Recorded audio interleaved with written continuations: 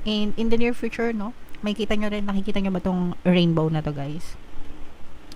So, malayo pa, pero dyan din kayo patungo, mga kapiksi.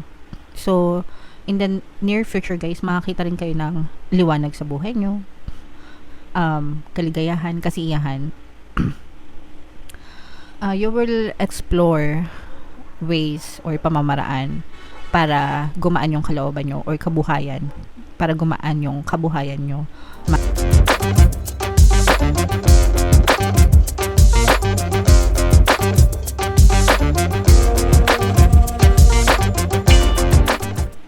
Hello guys, hello Cancer. Welcome back to Pinoy Pixie Tarot. Ang pamagat ng episode natin for tonight is Story Mo Ba To? Ito isang timeless reading, mga kapiksi, para sa Cancer, Sun, Moon, Rising, Sign, and Venus. Sa reading na to, guys, titingnan natin where you are right now, mga potential and challenges nyo, what you need to focus on, mga kapiksi, your past, present, and future energy, guys, mga suggested approach, and yung potential future ng story nyo. So, shuffle ko yung cards, guys. Hanapin ko yung energy ng Cancer.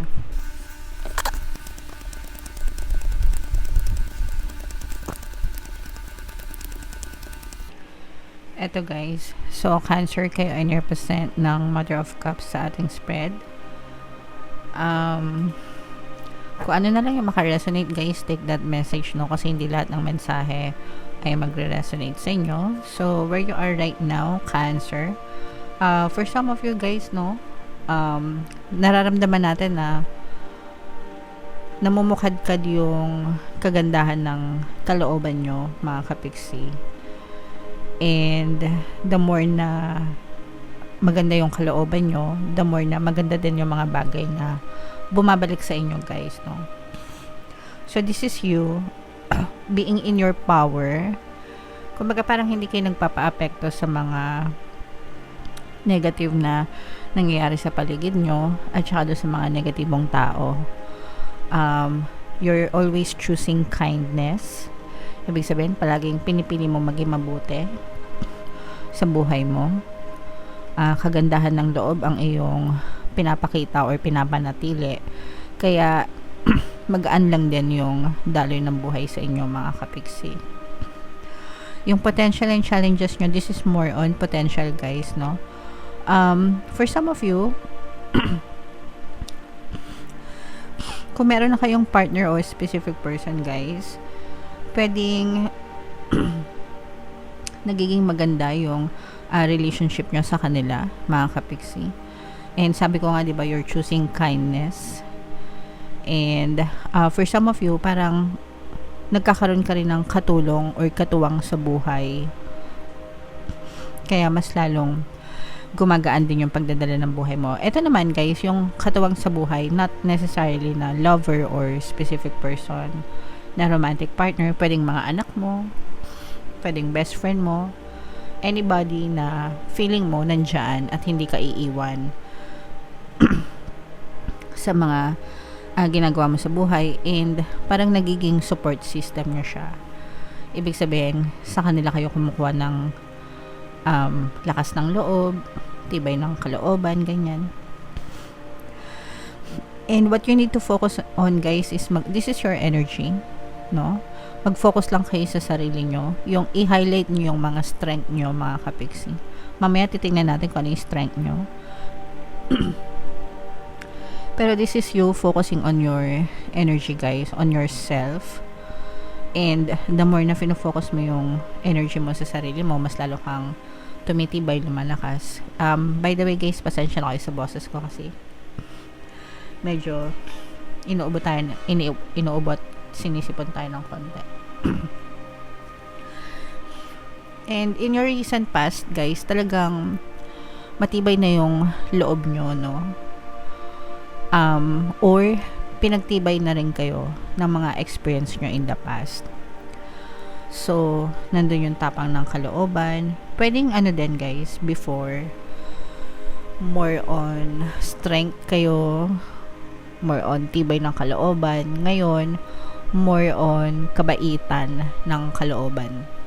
And there is a big power, guys, in kindness. As in,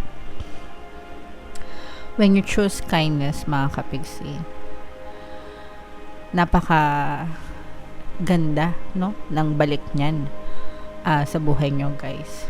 Walang stress, walang gulo, no. Kakampi mo si universe palagi when you choose kindness.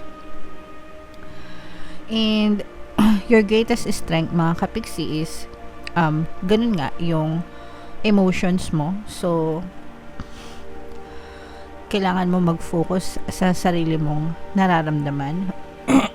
Excuse me. Sa sarili mong kalooban, guys. And sabi ko nga, halagaan nyo yung emosyon nyo, guys. Yung puso nyo, diyan nananahan yung kabutihan ng kalooban. Alisin nyo yung mga negative emotions sa dibdib nyo, guys. Yung mga galit, anger, hatred, resentment, yan, grudges, anything negative, inaalis dapat yan sa puso kasi nagiging balakid yan sa buhay. Okay? Mag-focus sa kagandahan ng kalooban, guys. And in the near future, no, nakikita nyo ba tong rainbow na to, guys?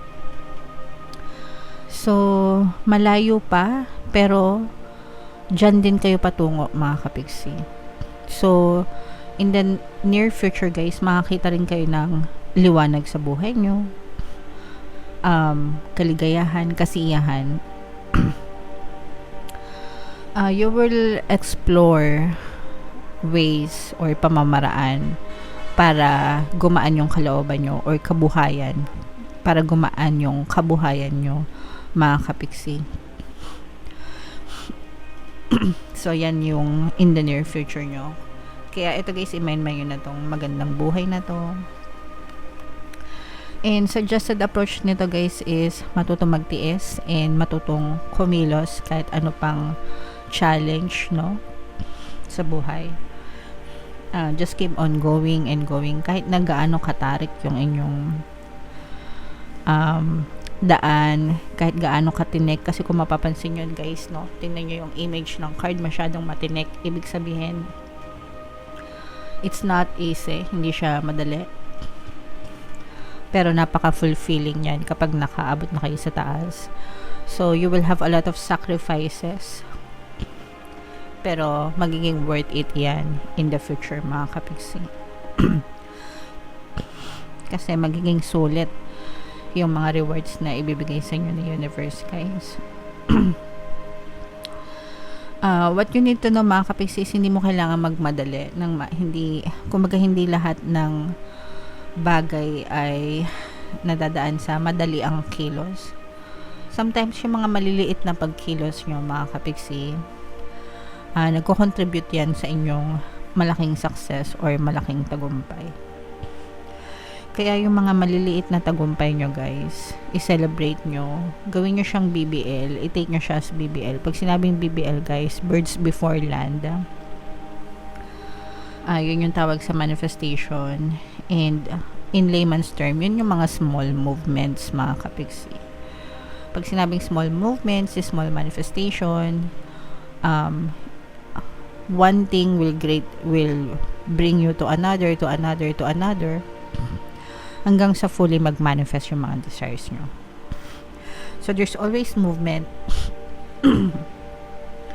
guys, in the background when it comes to your manifestation ng iyong desired life. Basta palagi ka lang mag-focus every day. Okay? And your hopes and fears, this is more on hopes, guys, kasi sabi ko nga sa inyo, may tutulong sa inyo, hindi kayo nag-iisa. Meron tutulong sa inyo, guys, para maabot nyo yung mga pangarap nyo sa buhay.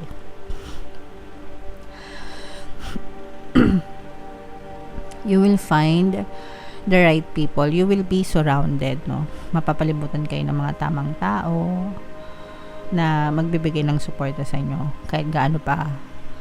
Sometimes yung mga strangers, no, sila pa yung magsusuporta sa inyo more than your friends, more than your family. And that's fine. Kasi minsan hindi naman natin same niche yung pamilya natin or yung mga friends natin. As long as may sumusuporta sa inyo, you just keep on going, mga kapigsi. And yung potential future nyo, guys, ayan.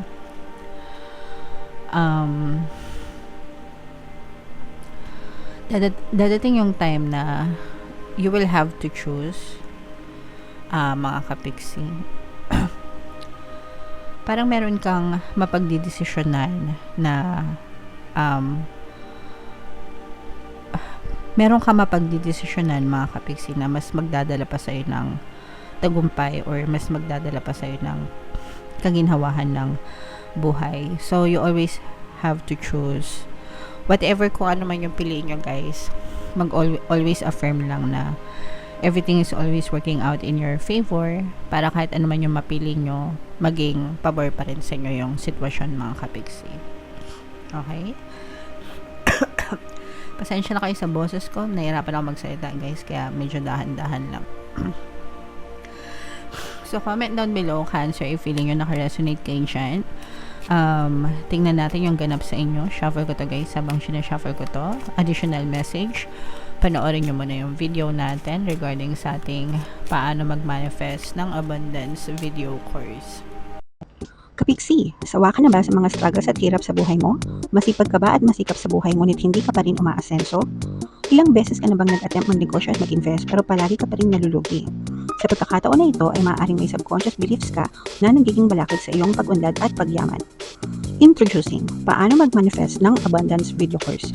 Dito ay matututunan mong ma-overcome ang mga balakid mo para tuluyan ka ng umunlad, umasenso, sumagana, maging matagumpay, successful at maswerte sa iyong kabuhayan, pera, trabaho, negosyo, salapi at kaperahan ng bonggang-bongga. Dali, mag-send na ng email sa pinoypixitarot@gmail.com at simulan na ang iyong pagyaman ngayon. Alright, so sa lahat ng gusto mag-avail ng course, guys, naka-flash sa screen nyo. Una, meron tayong paano mag-manifest ng abundance video course. Meron din tayong paano mawala ang third party at magkaroon ng harmonious na relationship. And meron din tayong paano pabalikin si ex-revised breakup. So sa mga interesado, guys, mag-send lang kayo ng email sa pinoypixitarot@gmail.com. So, ito, guys, yung ating additional message, no? Ito yung collective power. Pag sinabing collective power, guys, pagka mas marami kayong tulong-tulong, no? Collective yan. And mas mabilis magmamanifest yung mga desires nyo. Magdasal, mga kapigsi. And of course, celebrate your small wins. Itong sinasabi natin na huwag kayong magmadali. Hindi lahat ng magagandang bagay ay nakukuha sa santong paspasan, no? You have to celebrate your small wins, mga kapigsi, and yung mga maliliit na hakbang nyo, as long as may progress kayo every day, magdadala siya sa inyo ng malaking tagumpay in the future, guys. Okay? So, i-celebrate nyo yung mga small wins nyo, mga kapigsi, in the future. Magiging bahagi siya ng inyong big wins, guys. Okay? Alright, so comment down below, Cancer, if feeling nyo naka-resonate kayo. Ito, guys, i-mind nyo na tong magandang kinabukasan na to. Itong magandang support system na to, guys, i-mind nyo na sa comment section. For more tarot readings, ito yung playlist nyo. Ito naman yung ating success stories ng paano mag-manifest ng abundance video course. Click here to subscribe, guys. Ito yung ating mga pampaswerte subliminals. Thank you for liking, sharing, and subscribing. See you again next time. I love you all, mga kapigsi. Have a nice day. Bye-bye.